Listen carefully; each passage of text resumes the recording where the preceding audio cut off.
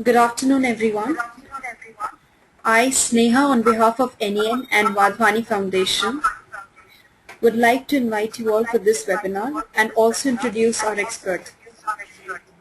Kiran John has almost a decade of senior marketing leadership experience, working with payers, providers, and vendors across US, Europe, and Asia Pacific.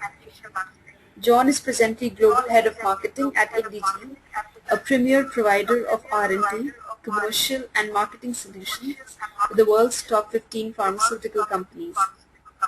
Prior to that, Kiran headed the marketing and solution design functions at Sequoia-funded startup SCIO Health Analytics, where he built both solutions from scratch, leading to its most recent achievement as Inc. magazine's top 500 fast-growing American companies. His expertise lies in digital marketing, entrepreneurship, and healthcare, complete value chain.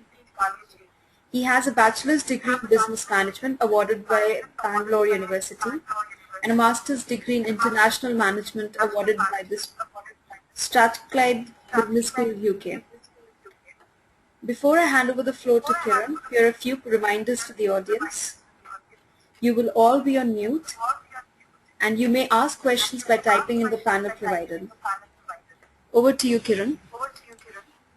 Thank you so much, Sneha, for that warm introduction. I'm glad to be here. I appreciate the opportunity, and I'm glad to see that we've got quite a lot of attendees. So this seems like a very interesting topic. I hope I do justice to it. As Sneha was mentioning, that I presently run marketing for a pharmaceutical services company called Indegene. In the past, I've worked with a Sequoia-funded firm called SCIO Health Analytics. I used to run marketing and solution design for them up until very recently. I have also been associated with Frost & Sullivan and with Wokhart Hospitals prior to that. In my current role, I'm responsible for digital marketing, and I think this topic fits very nicely into that sphere. This is something that my teams do almost on a daily basis. This is something I'm very passionate about. So I'm going to try and highlight some of the things that I've learned over the years.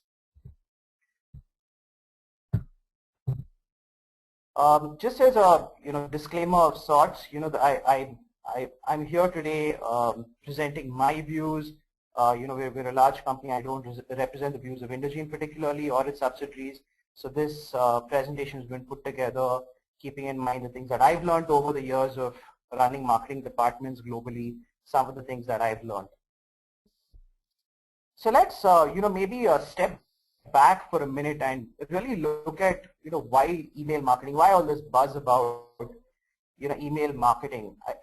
In my mind, I think it's because, one, from a B2C perspective, our customers now are further away. They can be reached more easily. We don't have geographical confines like we did maybe just about 10 years ago before liberalization, right? So the dynamics have changed. So how do you create share of voice? I think creating share of voice has become a big challenge both on the consumer side of the business as well as on the B2B side.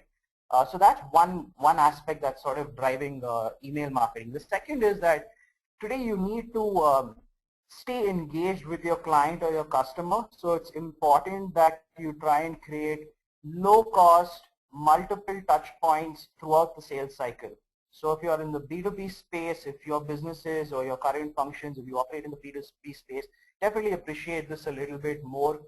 It's important that you stay connected with your audience and you're able to engage with them continuously. The objectives of that engagement could be different. In some places, you want to be creating awareness. In some places, you want to start some conversations with people. In other places, you want to nurture leads so that they open up opportunities. And of course, that hopefully will lead into some revenues and some dollars in the bank. The third reason why email marketing, in my mind, is starting to pick up quite heavily is that it's a relatively inexpensive method to stay engaged, and it's definitely cheaper than hiring feet on the ground.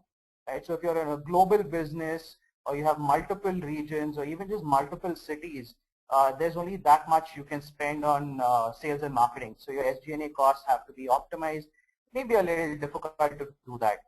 The fourth is that you want to be able to balance both your new business activities as well as nurturing activities. So how do you help clients and customers appreciate the value of your products and services?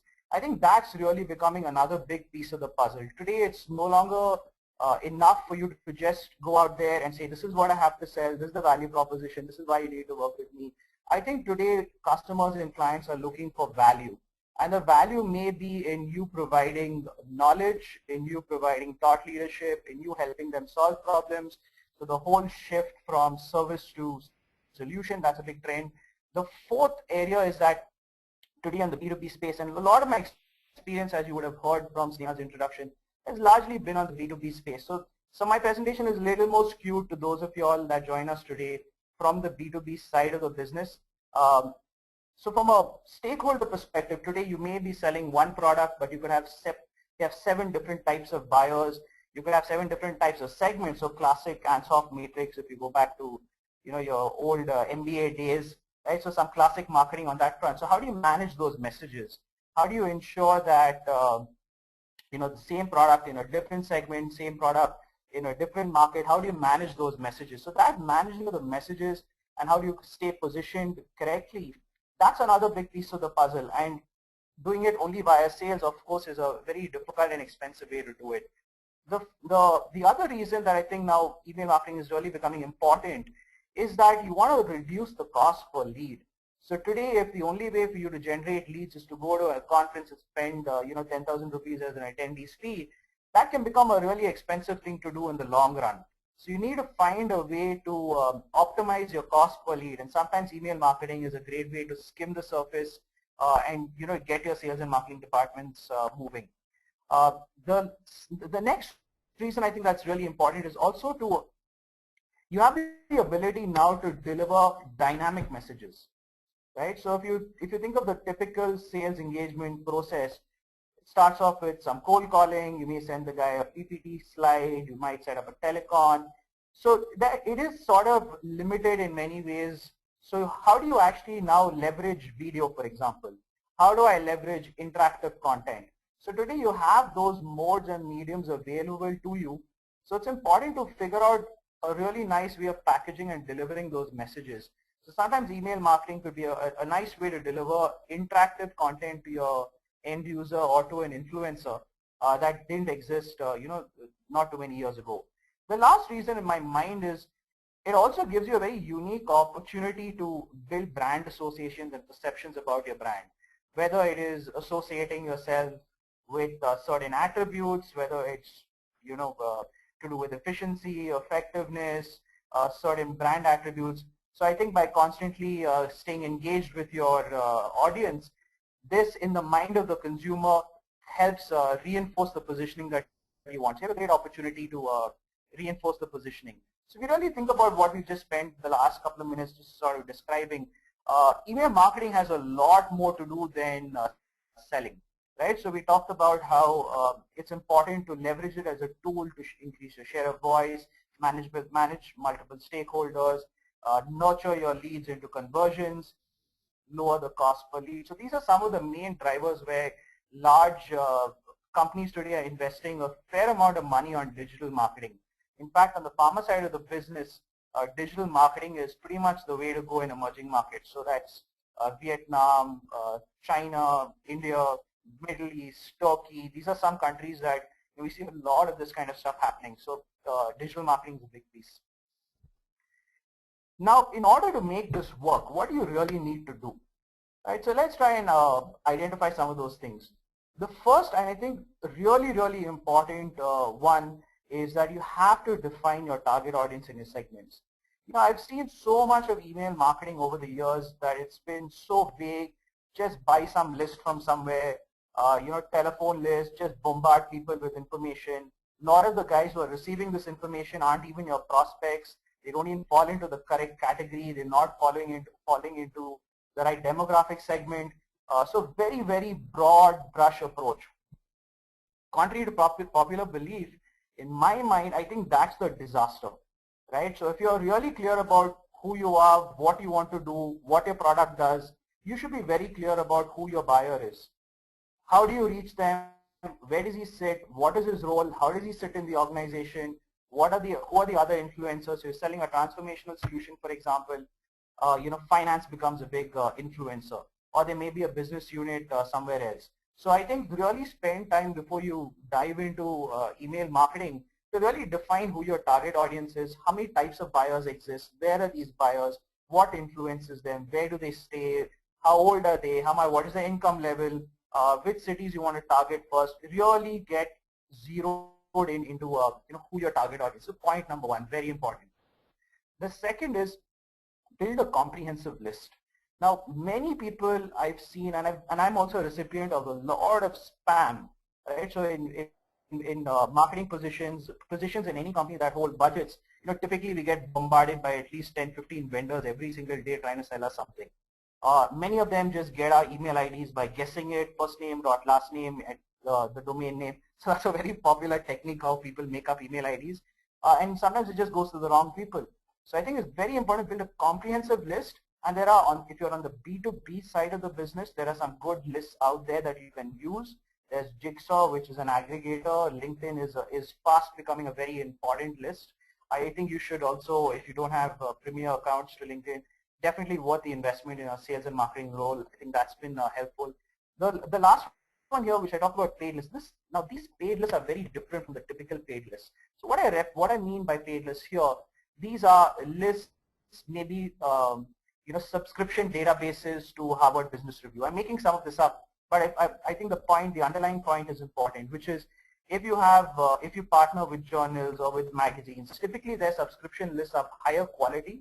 So maybe they can run the email for you, for example. So you can work with HDFC, ICICI, Citibank. A lot of these banks, for example, in India do this. You can send them an email, or they'll charge you 5,000 or 10,000 rupees to send it out to a small group of their customers who solicit this kind of information. It could be a great way for you to get your message out there. Only drawback is that you won't have access to the database. But I think as small businesses, it's a good way to create some immediate traction. The third very, very important thing to make this whole process work is that you need to use technology, right? I've seen so many instances of people sending the same message to the same person over and over again. Every day the same message goes out. That really, really affects your brand, and it sends the wrong message overall. So I think today, as one takeaway, I think style is as important as substance. If you're going to be projecting your company through these emailers, make sure that you're sending a positive image, that you're not harassing people, you're not sending it to a lot of irrelevant people that aren't really your buyers. Now, if you have to do that, you have to do your research, you've got to do your homework, make sure that you're targeting the people that you want. And this stuff takes time. So building a good list and reaching out to people, it takes time. It's not a one, there's no magic button, there's no magic wand here. It really takes some time. And if you use technology, it can help you deliver those messages. And I'm going to talk about delivery strategies a little later on in this presentation. So I want you to just hold that thought, and we'll get to a slide in this deck that I've actually blown that up a little bit. The fourth is I want you to also set a very clear goal for your campaign. What is it that you want this campaign to do? Are you looking at it as a brand building exercise? Then your expectation has to change. So you can't expect a ton of leads coming in if you're just saying, okay, I want to get my brand name out there, I want to get my product name out there.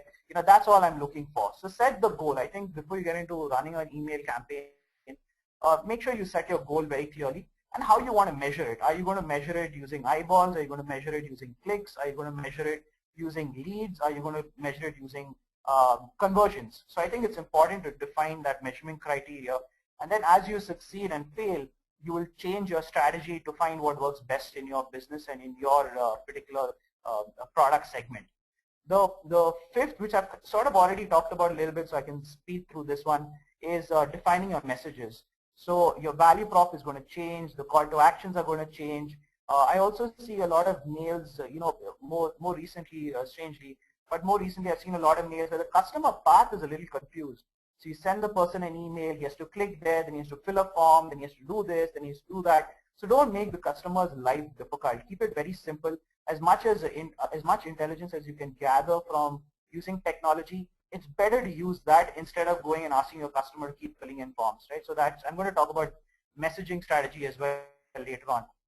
And the last one, which is you got to make sure that you set everything up front before you launch a campaign. So don't do campaigns where in the middle of your campaign you're creating content, in the middle of the campaign you're creating other templates. So don't do that. Get everything set up in the beginning, prep it, build out the campaign, deploy it, set up some follow-ups to make sure that it's working, and then lastly measure.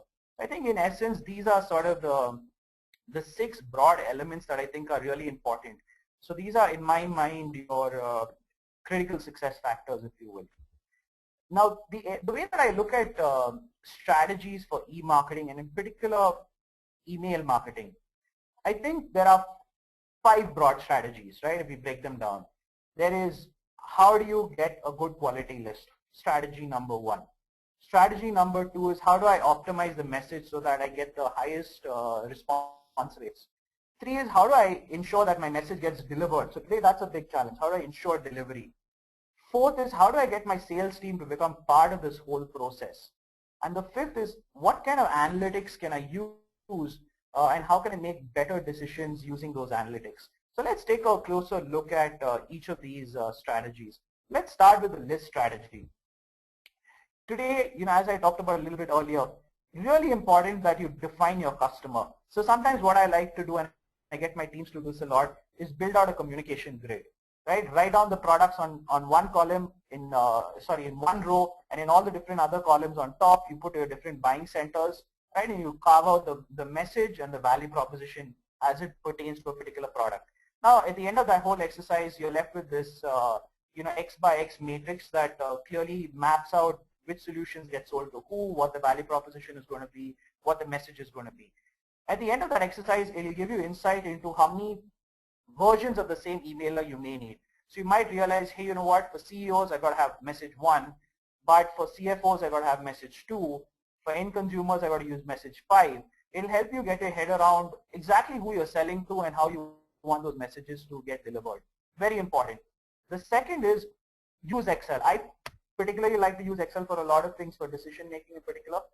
Simple things like creating a list of rules. So if you're saying, if my recipient has to be someone between the age of 20 to 30, has to be in the income bracket of, I'm making this stuff up, 5 to 10 lakhs, and he has to live in an urban neighborhood, then that really will eliminate a lot of other people in my general list. So I think that's really important to build some list criteria rules. The third is a very important change in email marketing that we've seen over the last few years. It's called permission-based mails. Now, what permission-based mails are, they are lists of people who solicit your communication. And the reason they want to solicit your communication is because they are under the assumption, or there is proof, that you're adding value to their lives. Now, what do I mean by that? What I mean by that is, let's take an example of a technology company. Right now, let's say this technology company opens up a blog.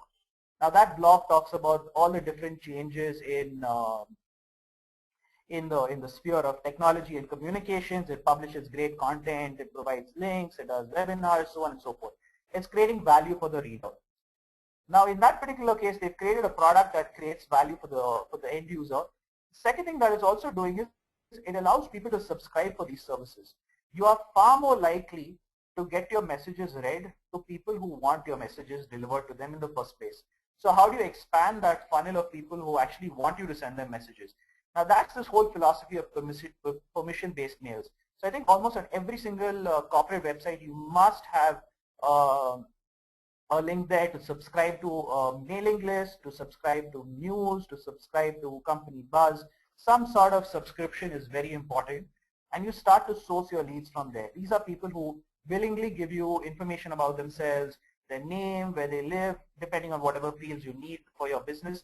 Then make sure that you try and push more permission-based mails. Your response rates are significantly higher. The fourth, which I've also talked about, is sort of the difference between value and self-promotion. Now, all email marketing doesn't need to be based around the goal of wanting to sell something. Sometimes you may want to educate the customer. I remember many, many years ago in the insurance side of the business in India, many people didn't buy health insurance, right? Even today, the percentage is fairly low. So there was a lot of education that was required by companies to actually sell their insurance. I remember, when the first MNCs came into India in the insurance, they spent a lot of money educating people about what insurance was. Eventually, LIC took a lot of their business because they had a stronger brand.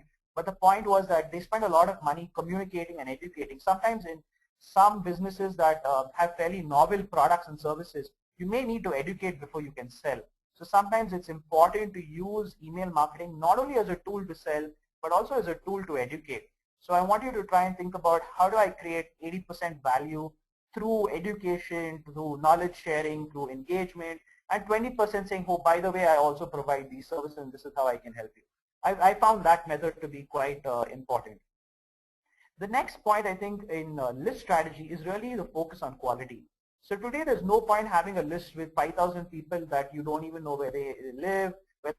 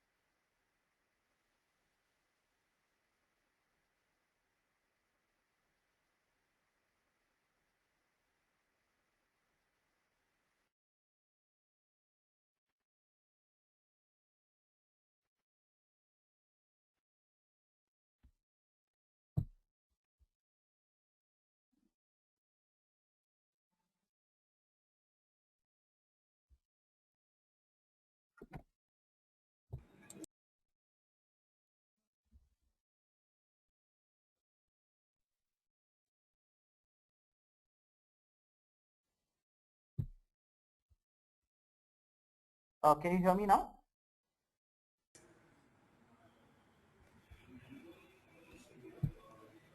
Yes, yes. Okay, great. Okay, so sorry about that. I lost, I got dropped off. So I was talking about the focus on quality versus quantity. I think it's really important to have, even if it's a small list, it doesn't matter.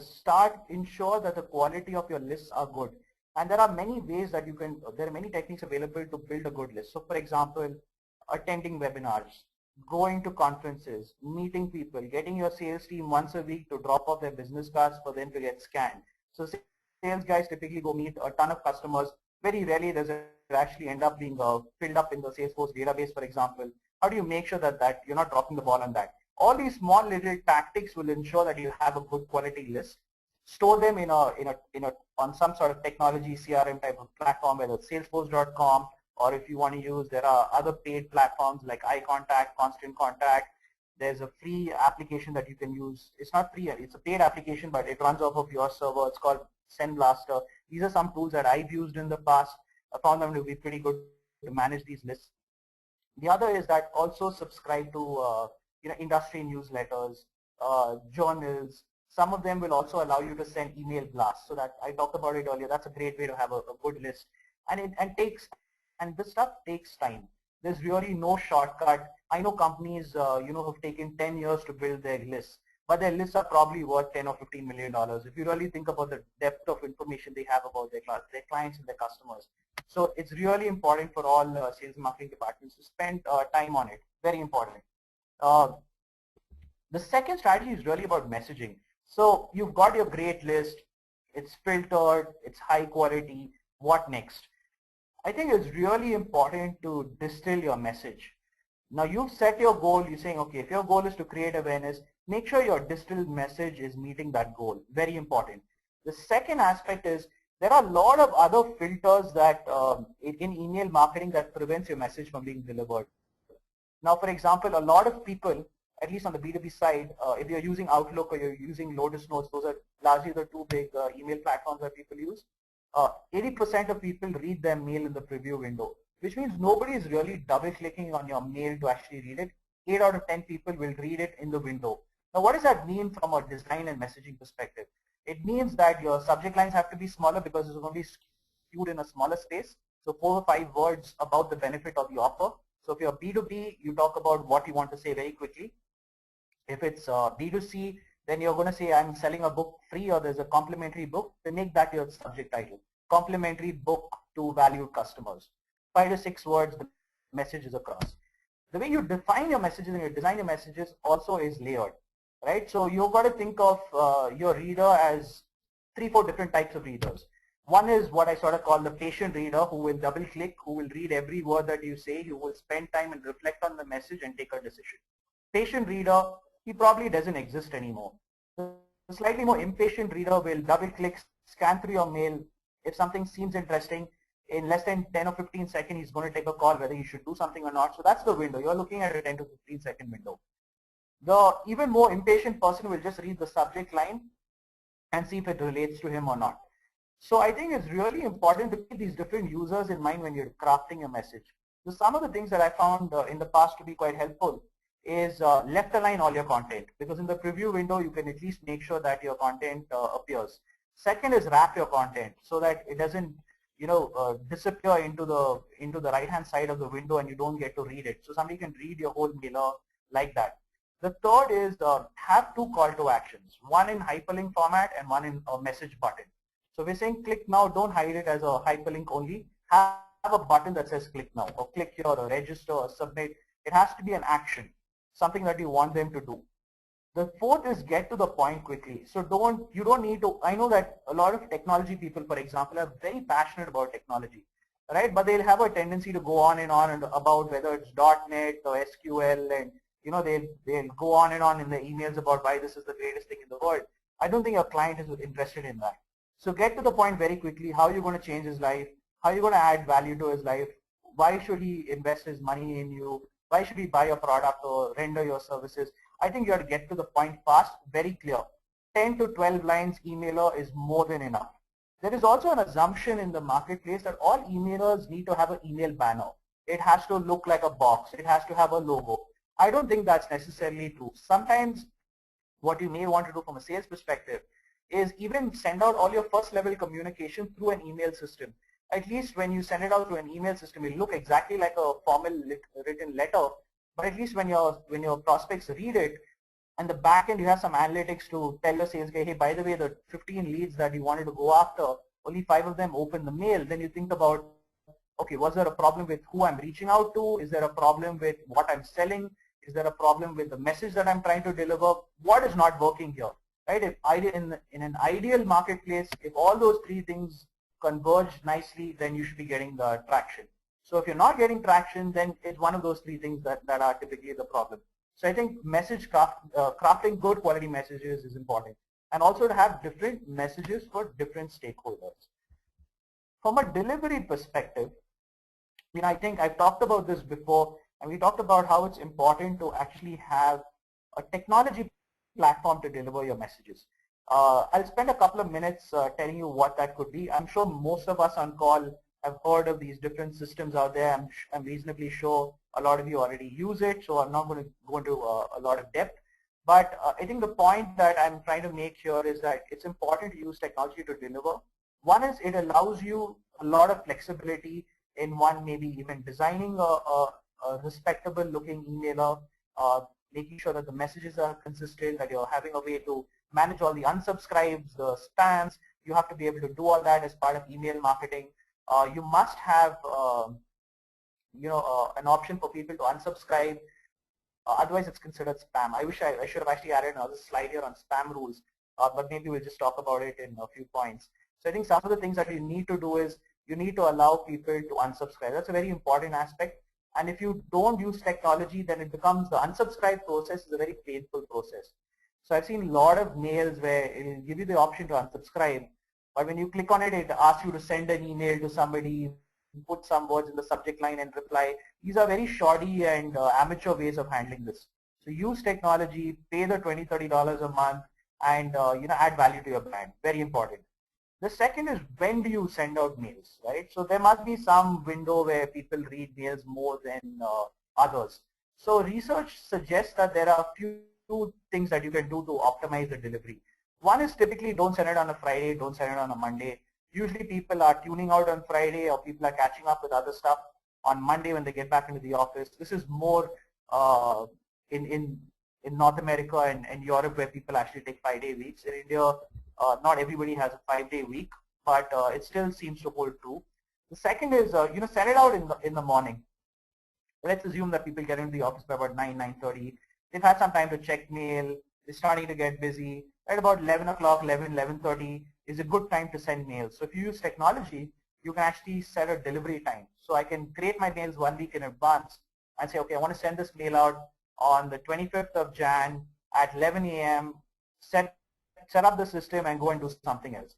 You can start to work a lot more efficiently, especially when you're managing multiple campaigns. You have multiple stakeholders, multiple products, multiple regions. It's a good way to get to start working a little more effectively.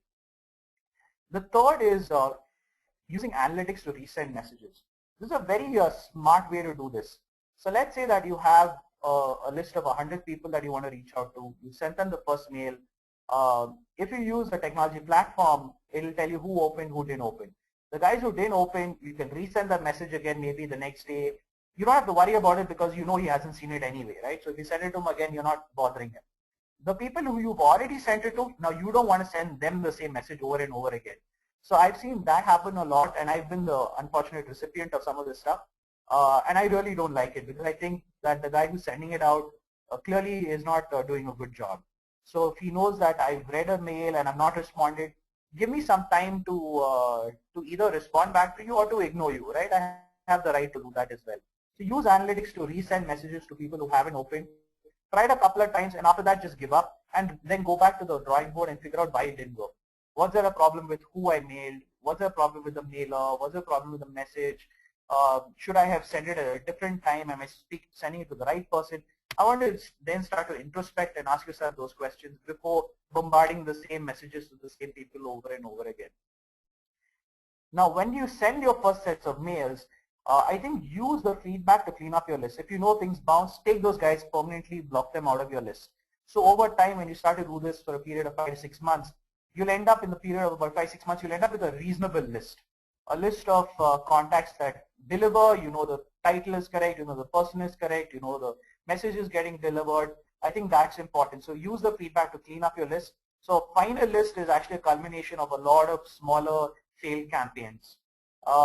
I think it's also important from a global perspective. If you happen to be running campaigns across regions globally, make sure you have somebody in your marketing department in the office during that time. Because sometimes what will happen is, you know, especially if you're a typical IT Indian company and you do a lot of business in markets that are not in India, then you may send out a campaign, but then what you may also realize is that someone has a question, oh, by the way, can you send me something? You don't want to keep that guy hanging a whole 24 hours before you get back to him. Keep somebody in your team in the office to respond back to mails. Really important to run the process professionally. There is some service attached to the process of sending mails. Very important. Another thing which I think most people on this call will probably know is, don't use attachments if you can avoid it. So don't add large files, don't add large presentations, 10 MB presentation. All that stuff is not even getting to the inbox. It's getting blocked by firewalls. IT departments spend their whole life devising ways for your message not to reach people, right? So as they continue to devise ways for that, you got to get smart. So don't use attachments. If you know the person and you know the list, you've made contact with them and you know that you're a safe sender, if you want to send them something, that's fine. But try and zip the file or reduce the quality of the PDF. If you use Acrobat, there's an option under document called reduce file size. You can click on it and it will actually help reduce the size of your PDF files. Make it a bit respectable. Under 300 KB is reasonable. And of course, I talked about the last thing, which is to set up a permission-based system. So the permission-based system will allow you to collect leads. It'll help you to nurture. It'll help you ensure that you're sending messages to people who really want to hear from you. The next strategy is what I call sales integration. I know a lot of marketing departments that don't necessarily marry this whole process of marketing and sales very neatly. Right? I think it's very important today to actually integrate sales into your process. So what that would mean? So when you say integrate integrate sales, what does that mean? It means that you work with sales to find out whether the people that you're sending mails to, do they still exist in these companies? Have people moved on? They're going to have on the ground intelligence that your marketing department may or may not have, because you're not sitting and talking all the time to clients. So go to people in your organization, to talk to people who know who's moved, who's there, whose function has changed, whose responsibility has changed. Get that intelligence, put that into your list. The second is, before you send your mailers out, make sure that you get sales to validate it, right? So when they look at the list, they say, oh, by the way, this guy has left, he's no longer there. This other person you need to add, this new guy they've hired. So I think it's important to build that logic into your process. And the other thing is, it will also show sales that you're in it together, that you're working very closely with them, and that you all have vested interest in growing the brand and, of course, driving revenues for the sales team. The second is that they have to get something out of it. If sales doesn't get anything out of the whole email marketing process, then they're not going to support you when you want to do something larger. I think it's important for you to create value for them, and the value that you can create can be as small as sending them the analytics reports. Oh, by the way, we ran this campaign in your region. These are 10 guys that seem interested in the service. Why don't you give them a call? Right? I think that's great value for a salesperson, because it's from his perspective, it's almost zero effort. Marketing has been able to create that value, and the net result from a marketing perspective is that marketing has to create the pull, right? So sales creates push, marketing creates pull. So this is a great marriage between the two. Create value for your sales team, very important. The third is integrate it formally. Make it a formal process of marketing and sales talking with each other, whether it's twice a month, whether it's weekly. It really depends on your organization and what you want to get out of it. But I think it's so important for you to map your sales goals to marketing initiatives, whether the marketing initiative is an email campaign, whether it's a brand building campaign. I think it's very important for sales to have a vested interest in the process, to contribute, to share intelligence, what works, what doesn't work, and more importantly, to also follow up. In the B2B space, email marketing by itself seldom does much. You have to map it with an actual sales follow-up. You have to have salespeople calling and saying, hey, by the way, I sent you an email. I wanted to find out if you had a chance to look at it. Can we talk? I think that follow-up call, meticulously done, is really the secret sauce in this whole thing. If you're selling pure B2C, then obviously you can't call every single customer, but I think that's where you go higher level and you start talking to channel partners, you start talking to aggregators. So there is still a follow-up aspect, but it doesn't happen at the individual level. It probably happens at the aggregator level. So I think that follow-up process is important. And the last point from a sales integration process is get your marketing team to own it, right? So sometimes if you don't clearly define an owner, your marketing is going to own the whole process. We will design the campaign, we will run it, we will supply metrics, we will do reporting, we will set up calls, we will work with sales. Somebody has to own the process, otherwise nobody will usually do it. So in my opinion, I've seen marketing owning it and doing a good job. That's what I would propagate, important for there to be a clear owner for success as well as for failure. My last strategy, ladies and gentlemen, is really around using analytics. Today we talked about messaging, we talked about a great list, we talked about delivery strategy, right? We talked about integrating sales into the process, we talked about multiple messaging. I think the last piece of the puzzle is really getting feedback. One of the ways that a lot of e-marketers get feedback is that they use things like Google Analytics, they use impressions, they use number of eyeballs, they use number of clicks. There's so many different metrics that you can measure in the digital universe. Use those metrics to gain insight about your consumer. Study simple things like, are you getting good response rates? Are you getting enough open rates? Are too many of your leads bouncing? Do you have tons of dead leads?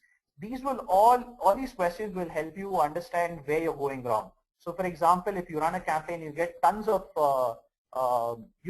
a very low response rate, then ask yourself, nobody's even reading my message. So is there a problem with my message, or is my message is not getting delivered, or I'm sending it to the wrong person? Get your teams to work and try and solve those problems. And you'll figure out what's going on, what you're not doing correctly, and you'll be able to fix it. If you see a lot of bounce leads, that means your lead collection process is flawed. There's something that you're not doing correctly. maybe you're not spending enough time researching it. If you find a lot of dead leads, then you might say, okay, did I actually get wrong information? Is my solicitation process wrong? Maybe I need to do a permission-based system. So I think it's really important to do that. And the last point, what I've seen, if you follow these steps, typically a 10 to 20% response rate is a no-brainer, right? Almost 9 out of 10 campaigns that I've run in the past, I would get at least a 20 to 25% response rate. Normal email marketing, I've seen research that you see maybe about 5 to 10%. It's probably because they're not refining their target audience clearly. It might be just mass mailing people. So email marketing, keep it very crisp, keep it very focused. Make sure that your message goes only to the people that need to receive it. Don't try your luck by sending it to 10 different people in the organization, hoping that someone will forward your message to the right person. From experience, this could be just an anecdotal comment, but I've not seen that work very well. I think it's really important for you to be very clear about who you want to go after, who you need to nurture, and then you stay on target with them and don't include a ton of other people. Then if your universe reduces, then your response rate will also increase. So I think those are some of the things that I've learned over the last almost decade of doing marketing and being in the digital space. I'd love to hear questions from the group. I'd be happy to answer some.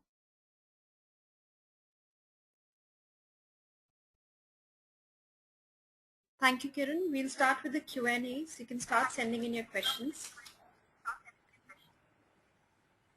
We have the first question from Himanshu Pandey, and he asks, is signature included, is excluded from those 10 to 12 lines that you talked about earlier? Hi Himanshu, thanks for your question. Yeah, you can include it or exclude it, it doesn't matter. I think what the main point behind that was, make sure that what you want to say is very crisp.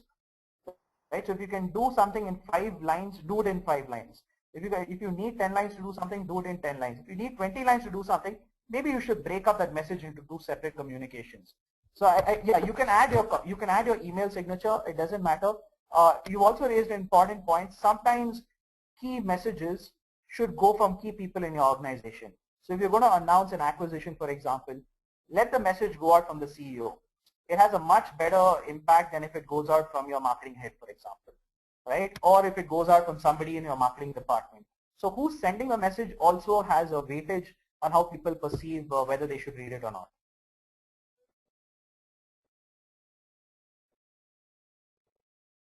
Thank you, Kiran.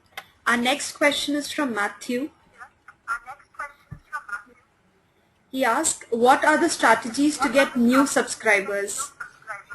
How could a person who is not a part of your list get on board? Okay, it's a good question. I think what you should do, it goes back to my point around creating value, right? So think about, so can I ask Matthew a question? So can you tell me which industry and product area you're in? If you can just quickly type that out, it'll help me give a slightly more focused response. Retail.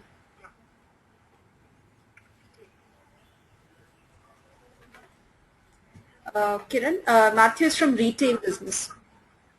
Okay, great. Okay, so if you're looking at retail, one way of doing it could be you can put up all your latest offers onto a blog. I'm just making this stuff up. It could work, right? So you put up all your latest offers on your blog. People get to see the offers only if they subscribe. Now, what you're saying is, okay, by you exchanging your contact information and staying engaged with me, you get good deals on my retail offerings. So whether it's FMCG or whatever form of retail it is, that could be a good way of doing it, especially on the B2C space. So I think customers have to feel like they are exchanging, that they're sharing their information, but they're getting something that they perceive to be of greater value. So that could be a good way for you to get some subscription. So maybe you can launch a new program called Retail Advantage, right? I'm making this stuff up, and say that, hey, in my retail store or my retail chain, this blog will have the best deals that are currently going on. You need to register. So the form of registration then becomes a form of getting permission-based communication. Our next question is from Tapasya. She asked, what should be an ideal opening of an email? Okay, thanks for your question. I think the ideal opening should be clearly about what you want them, what you have to say to them, right? So if it's B2C, make it about the offer. If it's B2B, then I think starting off with your appreciation for his industry, so his what challenge he's currently going after, and then you talk about what you can do in that space, what your value proposition is, and a little bit about your service. So if it's a B2B mail, I typically like to structure it a little differently. I like to say, hey, this is my understanding of your problem. This is my value proposition. This is why I think you should work with me, and this is what I think my secret sauce is in enabling me to do this better than anybody else out there. And this is a very short description about what I can do for you. Can we talk? So that's a typical B2B kind of a communication. From a B2C perspective, make it about the offer. So if your offer is about selling something, then make it very clear that, hey, as a valued customer, A, B, C, D, E, this is what I have to offer you. So I think my point is B2B, appreciation of the challenge and what you can do for him. B2C, make it more about the offer. Next question is from Ramya. He asks, what are the technology platforms to know the response rates? Can you explain more about it? I'm sorry, can you repeat that question, please? Yeah, what are the technology platforms to know the response rates? Can you explain more about it? Great question. Sure, I'd be happy to. There are a lot of technology platforms available. I can name some of the ones that I've used in the past. I'm not particularly endorsing any of them. I think they're all reasonably good. There is iContact, so single letter I, C-O-N-T-A-C-T. iContact is one. It was started by two brothers in the US, if I'm not mistaken. They sold it for a ridiculous amount of money to another company very recently. So there's tons of value in it. The second is Constant Contact, very similar platform. The third is SendBlaster. Then there is there are quite a few others. In fact, if you just type in email marketing in Google, you'll get a lot of these guys showing up as the first few hits. And what they all have in common is it allows you to build out a very respectable looking email using templates that they already have, so you don't have to worry about designing the stuff as well. It'll all be in HTML, so that's good. It'll help you upload a list. It'll help you send the message. At the end of it, it'll also have a reporting tab where you can see number of people that opened, number of people that clicked on something that you wanted them to click on, number of them that bounced, number of them that didn't get delivered. So to answer your question, these are some of the leading ones that I've used, and I found them to be quite good. They typically cost maybe between $20 and $35 or $40 a month, depending on how large your contact list is. So if you have a very large contact list, you end up paying a little bit more. If you have a very small contact list, then you pay a little bit less. But on average, about $30 a month is what something like this would cost. Next question is from Mr. Rajesh Kumar. He asks, is it better to use links in email message, or should we describe complete story in message? Good question. Thanks for that. I think it's important to provide a link instead. What you should do is insert a very short blurb. So really distill that message. So whatever your message is, if it's a description about your service, have a very short blurb about what that is. So if you're selling, say like a firewall, then you talk about a firewall that you're selling in 1 or 2 sentences, and to say to learn more, please follow the link, and then provide that link to a landing page that actually talks about it in greater detail. I found that to be a good way to do it. Just providing the link without any context to the link usually doesn't get any response rate. This is from Jayashree. She asked, what are the key strategies to draft a good newsletter? Okay. So Jayashree, a few things here. One is you have to figure out what kind of newsletter you want to craft, right? If it's a corporate newsletter, for internal purposes, can I ask a question back? So are you looking at something to send your clients, or you're looking at something to send internally?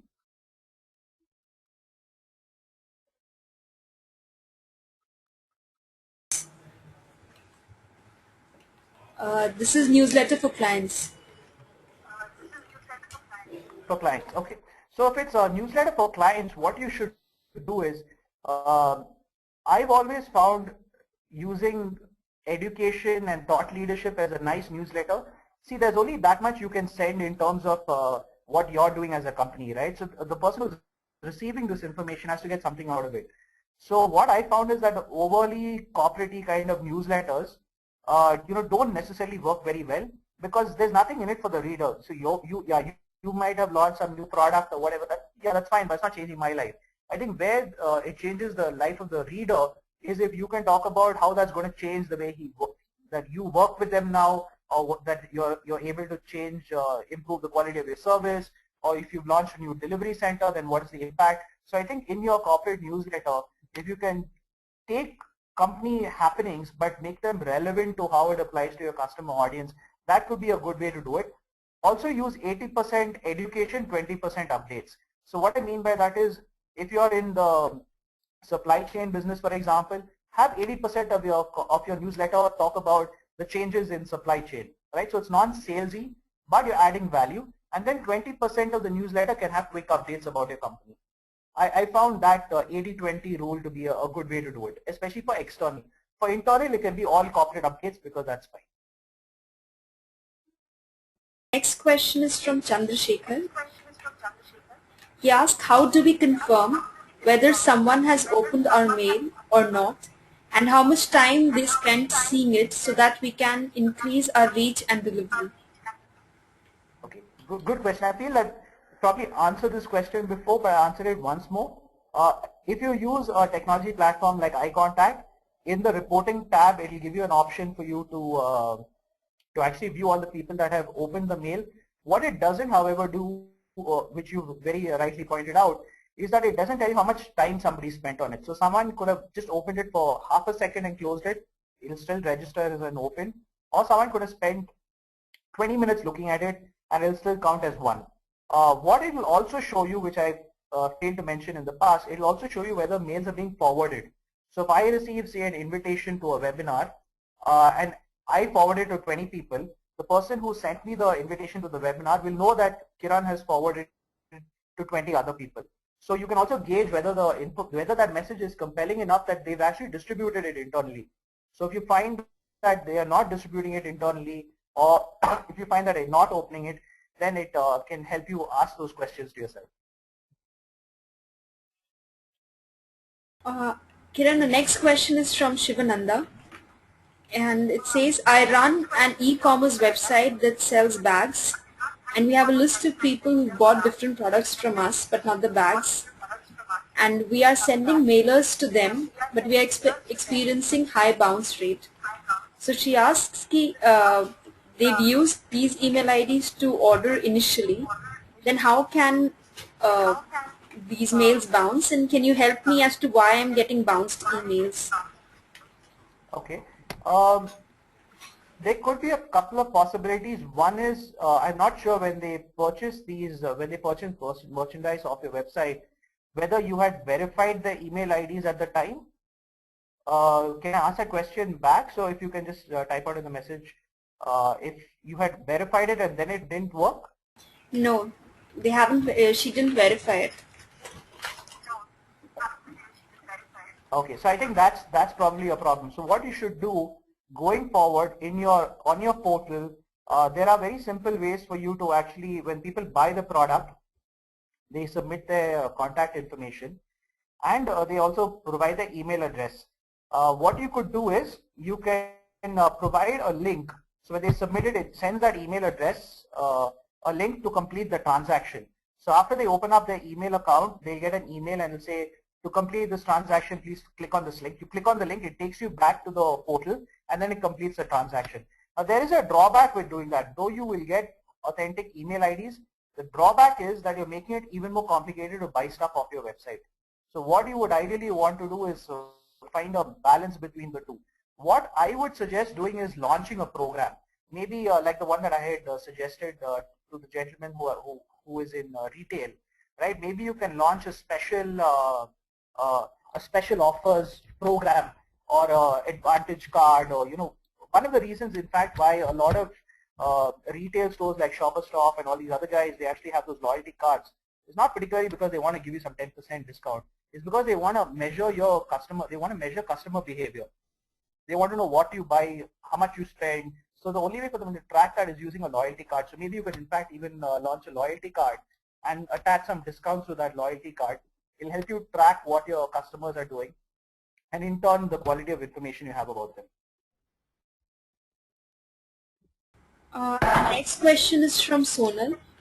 She asked you talked about when to send an email, but she wants to know how often can we send? Yeah, this is a great question. I would say you shouldn't be mailing people more than twice a week. That's maximum. I think anything more than that is bordering harassment. So I think twice a week is more than fine if it's unsolicited. If it's solicited, maybe once a week. But you have to pick the format in which you want to communicate with them. Maybe you can do a monthly newsletter. Once a month, if somebody hears from you, that's okay. That's not bad. If they're going to hear from you 3-4 times a week, especially around some offer and things like that, they can, they will get a bit frustrated and they may end up blocking your domain completely. Very recently, I remember I kept getting emails about some contact database. I wrote an email to IT and said just block these guys permanently, right? They will never get an email delivered in my company anymore. Mainly because the method that people use shouldn't turn people off. Because it's not a good way to start a relationship with someone if you're just bombarding them with tons of mails. So again, 2 mails maybe a week and maximum 2 mails a week. But then if you can convert that into like a weekly newsletter or you can convert it into a monthly newsletter, then it's probably better to just use that once a month, higher quality, richer content, more interactive than multiple communications, twice a week, thrice a week. Our next question is from Saeed. He asks, what are the legal issues associated with email marketing? Okay, this is a fantastic question. So one of the big issues with email marketing, I think, is your spam rules. Right? So there are a lot of spam laws, especially in the US, that govern that you should first mail people only who want to be emailed, that you have to allow them to unsubscribe, that they cannot, that you should limit the amount of unsolicited information that you're sharing, that it should become more permission based. And now what's also happening is a lot of these technology vendors in this space, like iContact and all of them, they are also now requiring and monitoring your lists. So if you use a list with a ton of bad data, they'll just block you from the system because their business is at stake as well. So I think the 2 big ones are, make sure that, you allow people to unsubscribe, important, that you respect that and take them off the database and they don't get mail back again. The second is, try and limit the amount of unsolicited mails and don't mail a ton of different people. This is not a very technical response, but I think that covers the 2 broad things that most people are concerned about. Our next question is from Nitin. He says, what is the maximum file size for the images that can be used for email template? See, if you use a HTML template, you tend not to use a lot of space. Another thing you can also do is in HTML, instead of drawing a blue box, instead of inserting a blue image, right, you can actually draw a blue box and use that instead. So the box will probably be 2 or 3 KB, but the image might be 15 KB. So I think keep your mails very small. Under 100 KB is good. If you have to, then maybe under 300 KB, but nothing more than that. Of course, this is also subjective. I've seen larger mails work. I've seen smaller ones also work. I think in general, about 300 KB, a maximum of about 300 KB seems to be reasonable. Our next question is from Sakib. How would you rate email marketing channels in terms of... Yeah. I'm sorry, I couldn't hear you. Can you repeat that, please? Yeah. So he asks, one second.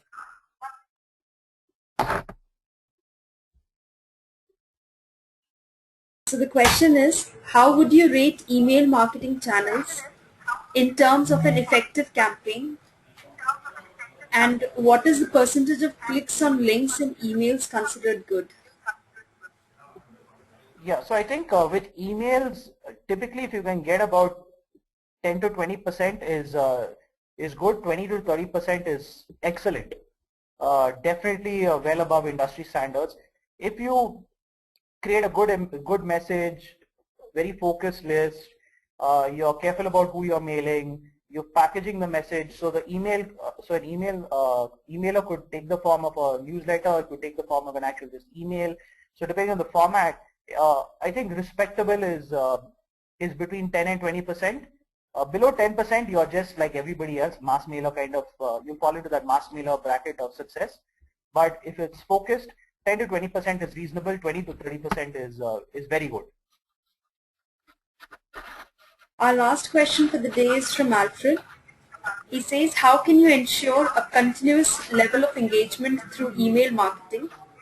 Once email and no follow-ups from sales will lead to your prospects' level of interest dying out, and greater frequency of mails will also have a negative impact. Yeah, so I think what Alfred is probably alluding to is sort of the balance. How do you strike a balance between mailing too much or mailing too little? I think the communication from a B2B perspective at least should start with thought leadership, right? So if you and in order to do that, you could start some programs. Maybe you can start a blog, you can start a knowledge journal. So you have to figure out what you want to promote. And so if you're using something related to thought leadership, industry news, things like that, now that kind of communication you can fairly regularly send once every couple of weeks or once a month, depending on the business that you're in. That could be one touch point. The next touch point could become around events. So let's say that you're running an event, a quarterly event, it could be a webinar or it could be some live event. You'll have that touch point as well. So you will actually have to have multiple messages, some at the corporate level which go out in the form of like a corporate update. One could be an industry newsletter of sorts.